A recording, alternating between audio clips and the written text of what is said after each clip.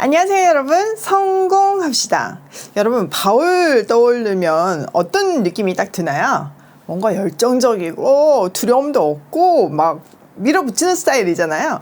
근데요, 바울도 두려워하던 때가 있었어요. 이게 오늘 본문에 나오는데요, 그가 왜 두려워했는지 또 어떻게 극복했는지 한번 보도록 해요. 1절, 그 후에 바울이 아덴을 떠나 고린도에 이르러. 자, 아테네에서 고린도에 도착했어요. 고린도는요, 아가야, 그러니까 도단이죠. 아가야의 수도로서 아주 발달된 항구 도시였어요. 동서를 연결하는 교통의 요충지였기 때문에 상업이 발달해서 아주 부자였고요.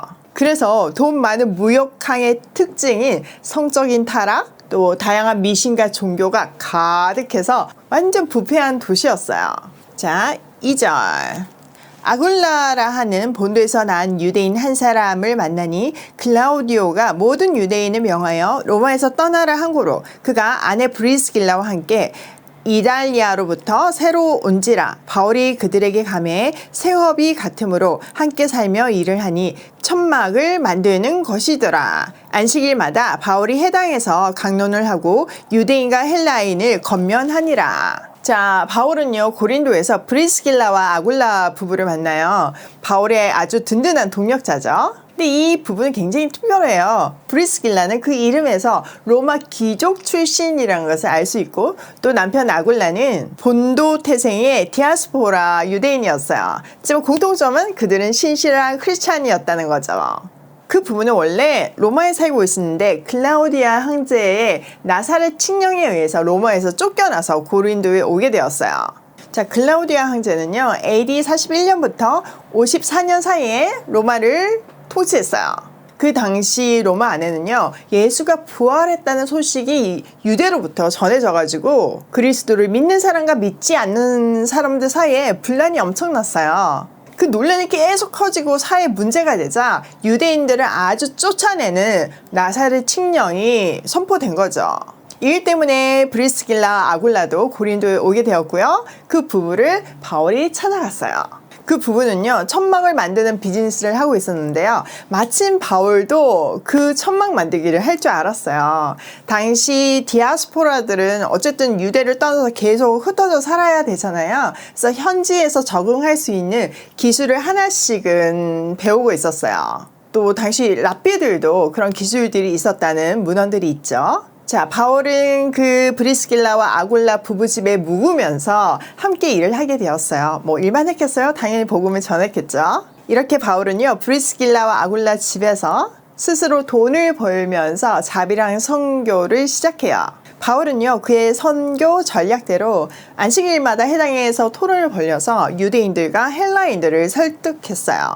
자, 5절. 실라와 디모데가 마케도냐로부터 내려오매 바울이 하나님의 말씀을 붙잡혀 유대인들에게 예수는 그리스도라 밝히 증언하니. 와우, 실라와 디모데가 내려왔어요. 어디 있었죠, 이들이? 네, 맞아요. 베레아에 있었죠. 자, 베레아는 마케도냐라는 도 안에 있는 도시였잖아요. 그래서 마케도냐에서 내려왔다고 얘기하는 거예요. 그들이 내려온 후에는 바울은 복음 전파에만 전념했어요. 왜냐면은 디모데와 실라가 후원금을 가지고 왔기 때문이에요. 자, 어떤 교회들이 후원을 했을까요? 네, 맞아요. 마케도니아에 있는 빌립보, 데살로니가, 또 베레아 교회가 후원을 했겠죠. 바울은요, 유대인들에게 예수가 그리스도임을 증언했어요. 자, 이때 접촉점은 뭐였을까요? 유대인이니까? 네, 맞아요. 구약 성경이었어요. 자, 6절. 그들이 대적하여 비방하거늘 바울이 옷을 털면서 이르되 너희 피가 너희 머리로 돌아갈 것이요 나는 깨끗하니라. 이후에는 이방인에게로 가리라 하고. 그런데 역시나 유대인들은요, 바울을 반대하고 비난했어요. 그들은 예수가 그리스도임을 인정할 수 없었기 때문이죠. 그래서 바울은요, 먼지를 털면서 여러분이 멸망을 받으면 그것은 오로지 당신들의 책임이지 내 책임은 아닙니다. 난 분명히 전했습니다. 그리고 이제 나는 이방인에게로 갈 겁니다. 이렇게 얘기해요. 이 말은요, 이제는 유대인한테는 안전하겠다, 이 말은 아니고요, 고린도 안에 있는 이방인들에게 집중해가지고 말씀을 전하겠다는 의미죠. 자, 7절. 거기서 옮겨 하나님을 경외하는 디도 유스도라 하는 사람의 집에 들어가니 그 집은 회당 옆이라. 또 회당장 그리스보가 온 지방과 더불어 주를 믿으며 수많은 고린도 사람도 듣고 믿어 세례를 받더라. 바울이 해당을 떠났는데 해당 바로 옆에는 디도 유스도라는 집으로 들어갔어요. 그는 이방인으로서 하나님을 공경하는 사람이었어요. 또 회당장 그리스보도 그의 온 집안 식구가 믿음을 가졌고 많은 고린도 사람들이 세례를 받았어요. 자, 9절. 밤에 주께서 환상 가운데 바울에게 말씀하시되 두려워하지 말고 침묵하지 말고 말하라. 내가 너와 함께 있으며 어떤 사람도 너를 대적하여 해롭게 할 자가 없을 것이니 이는 이 성 중에 내 백성이 많음이라 하시더라. 1년 6개월을 머물며 그들 가운데 하나님의 말씀을 가르치니라. 오늘 밤에 환상 가운데 주님께서 바울에게 두려워하지 말고 잠자코 있지 말고 끊임없이 복음을 전해라고 얘기해요. 또 내가 너와 함께 있고 아무도 너에게 손을 대어서 해하지 못하도록 내가 보호할 거고 또 이 도시에는 나의 백성이 많다고 해요. 그러니까 이 말은 이미 믿고 있는 백성이 많다는 얘기가 아니라 네가 복음을 전하면 믿게 될 나의 택한 백성들이 많다는 이야기죠. 바울은 힘을 얻어서요. 고린도에서 하나님의 말씀을 가르치면서 1년 6개월 동안 머물렀어요. 근데 이 부분 참 이상하죠? 절대 두려워하지 않고 주눅들지 않을 것 같은 바울이 왜 두려워했을까요? 심지어는 조금 눌려서 잠자고 있었다고 주님이 말씀하시잖아요. 그때 그 마음을 알 수 있는 본문이 고린도 전서에 있는데요. 2장 3절 한번 열어보세요. 내가 너희 가운데 거할 때 약하고 두려워하고 심히 떨었노라. 자, 이 고린도 전서는요, 에베소에서 바울이 고린도 교회에 보낸 편지거든요. 근데 내가 너희한테 처음 갔을 때 내가 사실은 두렵고 약하고 그래서 심히 떨었다고 고백하고 있어요. 지금 주님이 위로하신 이 두려움과 동일한 두려움이겠죠? 그러면 이 두려움은 어디서 시작되었을까요? 바로 아테네예요. 자, 아테네는 철학의 도시였어요. 우리가 다 아는 아리스토텔레스, 소크라테스, 플라톤 같은 대철학자들이 그곳에 거주하면서 서로의 지식들을 논했어요. 비록 바울이요, 아레오파고에서 아주 멋진 연설을 했지만요, 자기도 모르게 그들의 화려한 지식과 언변에 좀 눌렸던 것 같아요. 게다가 그때는 신라와 디모데도 없는 혼자였잖아요. 그리스도인들은 그래서 뭉쳐야 돼요. 동력자가 있어야 돼요. 사실 바울도요, 가말리엘 문화생으로 대학자였어요.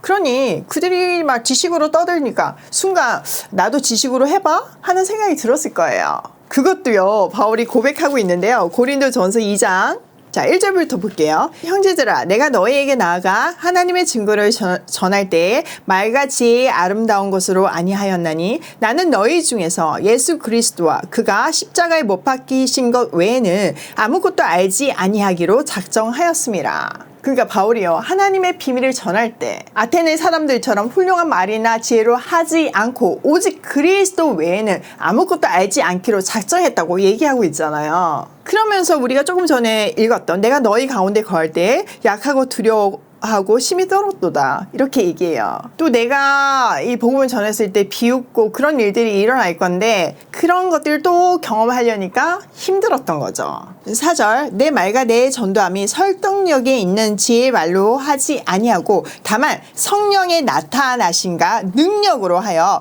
너희 믿음이 사람의 지혜에 있지 아니하고 다만 하나님의 능력에 있게 하려 함이라, 이렇게 얘기해요.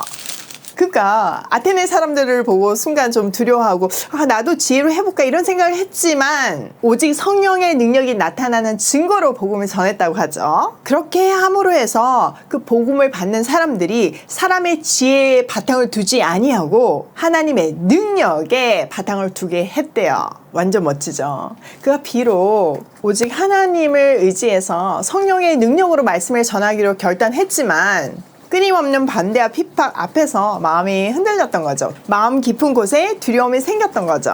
그런 그에게 하나님이 한 상을 보여주시면서 위로하시고 힘을 주신 거예요. 그는 자그마치 1년 6개월 동안 고린도에 머물렀어요. 그리고 그 중간에 신라와 디모데가 왔다고 했죠. 와서 얼마 전에 개척한 교회들의 소식을 전해줬겠죠. 그래서 그 교회 중에 하나인 데살로니가에 편지를 보내는데요. 그 편지가 데살로니가 전후서예요. 또 이따 보니까 소문이 하나 들리는 거예요. 갈라디아 교회 사람들이요, 여전히 율법을 지켜야 한다는 사람들의 말에 홀라당 넘어갔다는 소식이죠.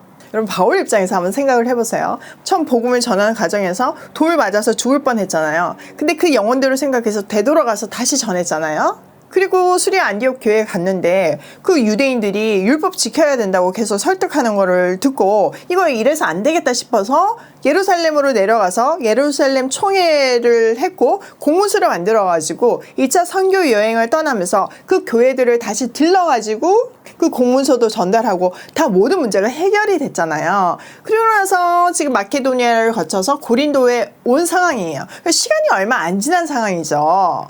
그런데 세상에나 올 때까지만 해도 문제가 없던 그 교회들이 지금 또 그 유대인들 때문에 흔들리고 있다니 너무너무 화가 나는 거죠. 그래서 너무너무 화가 나가지고 막 쓴 편지가 갈라디아서예요. 자, 이런 분위기에서 쓴 갈라디아서는 당연히 말이 험악하겠죠. 그러니까 갈라디아서를 딱 열면 바울의 하나의 음성과 하나의 얼굴이 막 떠올라야 돼요. 얼마나 화가 났는지 한번 예로 보여드릴게요. 자, 1장 6절, 그리스도의 은혜로 너희를 부르신 이를 이같이 속히 떠나 다른 복음을 따르는 것을 내가 이상하게 여기노라. 다른 복음은 없나니 다만 어떤 사람들이 너희를 교란하여 그리스도의 복음을 변하게 하려 함이라. 그러나 우리가 혹은 하늘로부터 온 천사라도 우리가 너희에게 전한 복음 외에는 다른 복음을 전하면 저주를 받을지라. 이렇게 얘기해요. 아니, 어떻게 그렇게 빨리 돌아서냐, 진짜 이해할 수가 없다, 이렇게 얘기하면서 다른 복음, 우리가 전한 것 외에는 다른 복음이 없다고 아주 못을 박죠. 설사 우리가 이상해져가지고 다른 복음을 전한다든지 천사가 전한다든지 또 그 어떤 누구가 전한다고 해도 지금 우리가 전한 복음 외에 다른 복음을 전하면 저주를 받을 거라는 거예요. 예수를 믿음으로 말미암아 구원받는 것 외에는 다른 구원이 없다는 거죠. 완전 가격하죠. 근데요, 이것보다 더 가격한 장면이 있어요. 아, 성경에서 제가 이 부분을 발견하고 진짜 눈을 닦고 몇 번을 봤는지 몰라요. 진짜 너무 웃겨요. 자, 갈라디아서 5장 12절이에요. 너희를 어지럽게 하는 자들은 스스로 배워버리기를 원하노라. 지금 뭐 때문에 난리예요? 할례를 안 한 것 때문에. 너희 뭐 구원 받으려면 할례 해야 된다고 지금 얘기를 하는 거잖아요. 그게 그렇게 문제가 될 거면 차라리 그거 잘라버려라, 이렇게 얘기하는 거예요. 그냥 잘라버리고 그 구원을 받는 게 낫다, 이런 거죠. 여러분, 진짜 바울 한 성격 하지 않나요? 아, 성경 진짜 너무 재밌죠. 이러니까 진짜 날 새는 줄 모르고 연구하게 되는 것 같아요. 그러니까 항상 여러분, 말씀은요, 나한테 먼저 적용하는 게 아니라 지금 이 상황에서, 어떤 상황에서, 어떤 시대적 상황에서 하나님이 이 말씀을 주셨는지를 먼저 이 정을 알아야 되고, 이 시대 상황 속에서 해석을 하고 그 원리를 나한테 적용해야 돼요. 아시겠죠? 그래서 성경 공부가 꼭 필요한 거예요.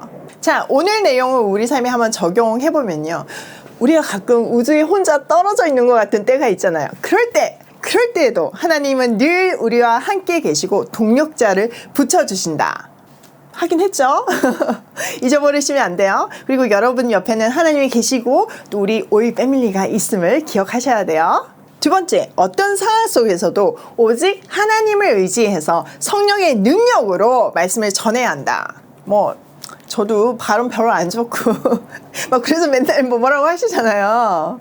목소리도 하이톤인데다가 막 성경 말하다 보면 흥분해가지고 더 하이톤이 되니까 여러분들이 막 뭐라고 하시잖아요. 근데요, 안 전하는 것보다 낫지 않나요? 제가 부족해도. 그래서 저는 하나님을 의지해서 성령의 능력으로 계속 말씀 전할 거예요. 세 번째, 천하의 바울도 절망했던 사실을 기억하세요. 그리고 다시 일어날 수 있는 유일한 힘은 하나님의 능력에 기반을 둘 때예요. 오늘도 동력자를 주신 하나님을 찬양하며 오직 하나님을 의지해서 성령의 능력으로 복음을 전하며 고고싱해요.